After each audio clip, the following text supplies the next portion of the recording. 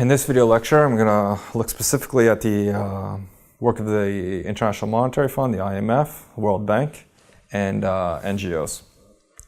First, I'll give you a little brief history. So the IMF and the World Bank, they came from the Bretton Woods Conference, which happened in New Hampshire in 1944. In the IMF, there are 188 countries, and the objective of the IMF is to foster global monetary cooperation, secure financial stability, facilitate international trade, promote high employment and sustainable economic growth, while reducing poverty around the world. They do this through three different ways. Surveillance, so that's monitoring countries and regions when it comes to their policies.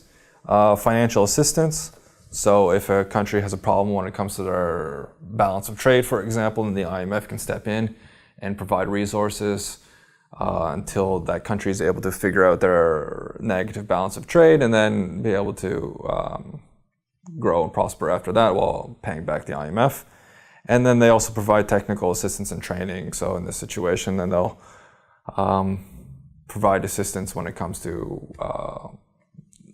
trade negotiations, for example. In the IMF, I'll just briefly give you some numbers about the voting structure. So the USA, they have 16.74% of the vote, and they also have veto power. Just to work backwards, the next highest country is Japan with 6.23%. Canada has 2.56%, and Latvia has 0.09% of the vote in the IMF. So it's a multilateral organization, but USA has about 16% of the vote, and Japan has 6% of the vote, and that's the second highest amount. At this moment, they're trying to figure out voting reform in the IMF. There is a proposal in place. Most countries have agreed to it. There are only a few remaining countries that haven't agreed to it yet, and the US being one of those. It's been stuck in the US Congress for 3 years now, as of right now. So, in Bretton Woods, they had this idea that they wanted to sort of solve the world's problems when it came to poverty. So how did this come about? So there's the breakdown of the colonial system. And then after that breakdown, they can see, okay, there are some poor people there. We need to help these poor people. At the same time, you have this expansion of manufacturing. So during wartime, for example, manufacturing increased. Now you don't need to make so many military weapons, but you want to be able to do something with your manufacturing places. So where are we going to send these goods? How about the developing world?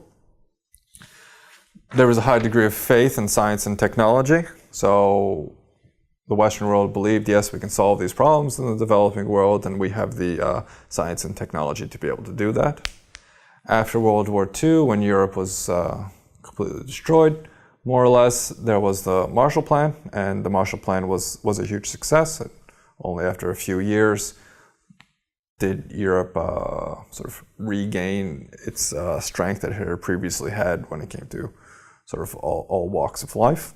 So the developed world was able to look at the success of the Marshall Plan and say, well, if it worked so well in Europe, then it could also work well in these developing countries that happen to be particularly poor. In universities, you also had economic knowledge and area studies, let's call it. So you were studying Latin American history, for example, or you were studying real development economics. So you had these quote-unquote experts coming out of university who studied in the Western world but were an expert on Latin America. And then they would see poverty in Latin America, and then they would want to work in that sort of decrease the poverty there. So you saw this idea of development elites, these well-educated people from Western universities who were experts in that particular field, and then those people wanting to do projects or development work in the developing world. While those quote-unquote experts are then in the developing world, as part of your academic discourse, you need to start attaching labels to people. So a person would no longer be a farmer, but they would be an illiterate farmer. And then if you're an illiterate farmer, then that's someone who would need to be the recipient of a development project. So that's kind of how that idea of poverty developed, in that you had elites who were able to go in and say, see, you're not a farmer, but you're an illiterate farmer, and then attach that label to you, and then that label becomes something that you then need to fix later through development work. And then the last reasons why you would want to do development work is that need for markets, what China is doing now in Africa, for example, and also stopping the advance and spread of communism. So in Bretton Woods, you had a British representative and an American representative, the British one being John Maynard Keynes, and then the American one being Harry Dexter White. So Keynes' idea when it came to the IMF in Bretton Woods, he had a very different idea than what ended up happening. He wanted to create a bank called the International Clearing Union. And then part of that bank, they would have a Bancor currency, which would be exchangeable with national currencies.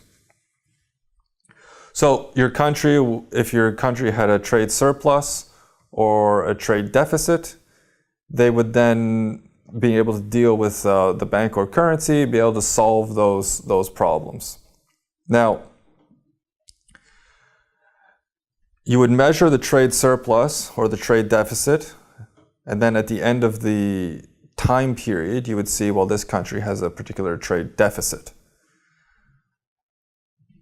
Keynes, and I won't get into the details of how he would actually want to do it, but the idea was that Keynes wanted to incentivize the international trade system so that countries wouldn't want to have a trade surplus and countries wouldn't want to have a trade deficit. They would want to have equilibrium. So the problems that he saw was if you had a trade surplus, you were making that money from another country.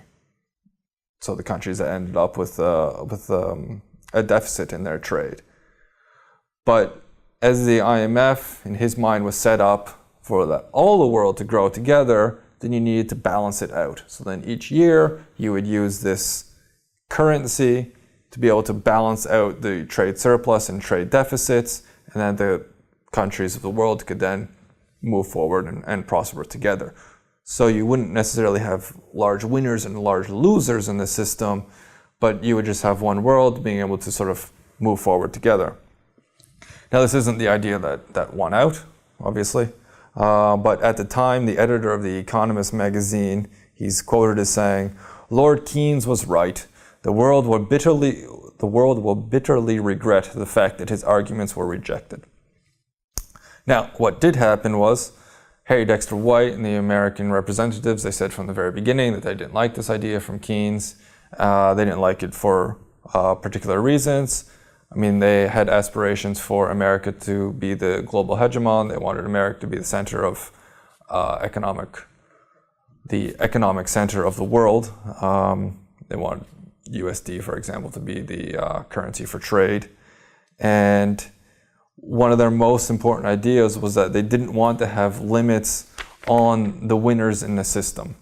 So if you were a winner of the system, if you were a winner of trade, if you had a trade surplus, you did that because some good thing that you had done and you deserve to have that, and then you deserve to be able to grow after that. So the problem lied with the debtors, the people who had trade deficits. And the idea was that they had trade deficits for particular reasons. And sorry, but you guys had the trade deficits. Probably I would suggest changing your policy or doing something else so that you were not acting with such deficits. Now, and then that sort of comes out today through conditionality, for example. So if you were to get a loan from the IMF, then you have to follow these particular policies so that the idea is that trade deficit wouldn't happen again.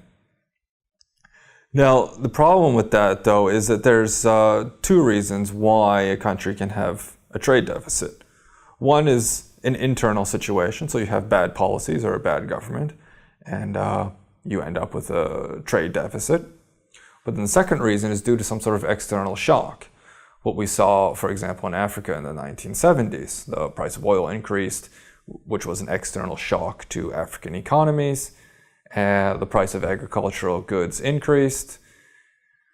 So price of agricultural goods decreased, but they were not able to trade their goods in such a way because production costs were high, but the end result of the price of those goods was low, so there was no benefit in this situation then, because it cost a lot of money to be able to produce because the oil prices were particularly high at that time. So that doesn't mean that the countries who experienced this trade deficit at that time, this doesn't mean that their policies and institutions were bad, though.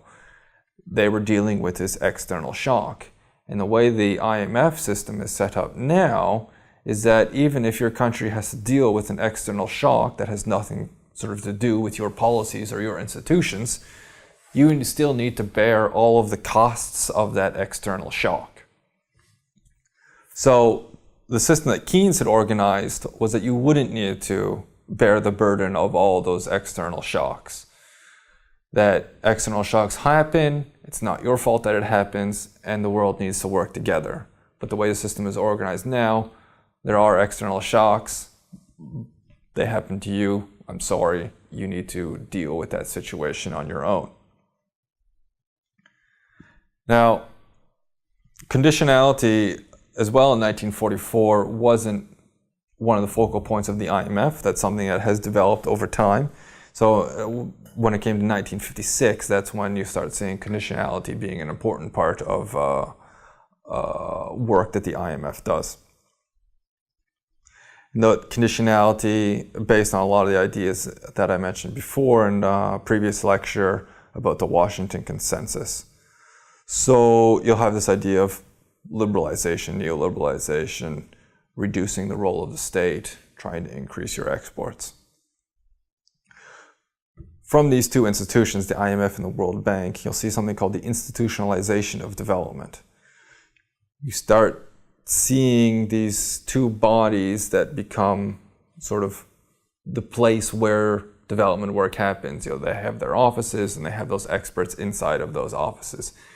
And development work starts to be involved in this institution. And as we've mentioned, examples on either side of this debate, but I think in general you can say that NGOs are becoming less politicized, let's say. They're not providing as much as an alternative to capitalist economic development, but they're more trying to figure out the best way how to work with it or improving the lives of the people who get the brunt, get the worst of capitalist economic development. That's kind of what they're doing now, which leads to two questions I'll leave you with. How much work, if the NGOs are providing these services, health, water, education, how much work should the state be doing? Are you keeping states, governments in power that are incompetent because you're providing those things instead of the state? And then the other idea is that do NGOs attempt to change the nature of the organization of the economy, politics, and social relations, or do they work towards a particular result on a project that doesn't change the foundation of the society? So do NGOs try to work in a way that changes the society, provided a real alternative, or do they work in a way that sort of helps the people who are the quote-unquote losers of the society and make sure that those people at least have enough to be able to survive?